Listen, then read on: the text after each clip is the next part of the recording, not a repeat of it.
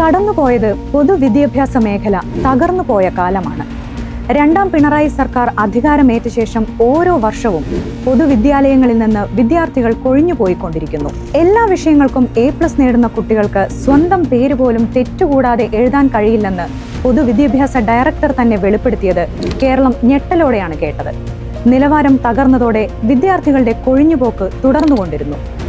ആവശ്യത്തിന് കമ്പ്യൂട്ടറുകളോ ലാബ് സൗകര്യമോ ഇല്ലാതെ സർക്കാർ സ്കൂളുകൾ ദുരിതമനുഭവിക്കുകയാണ്. +1 സീറ്റ് കിട്ടാതെ വിദ്യാർത്ഥികൾ വലഞ്ഞ കാലമാണ് കടന്നുപോയത്.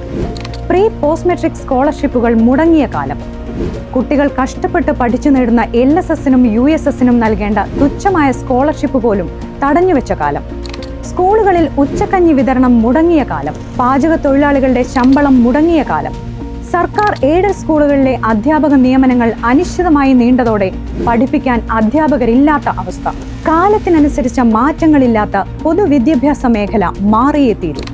പൊതുവിദ്യാഭ്യാസ യജ്ഞം സജീവമാക്കുന്ന നൈപുണ്യ വികസനത്തിന് ഊന്നൽ നൽകുന്ന വിദ്യാഭ്യാസ നയമാണ് UDF അവതരിപ്പിക്കുന്നത്. കേരളം ജയിക്കും, UDF നയിക്കും.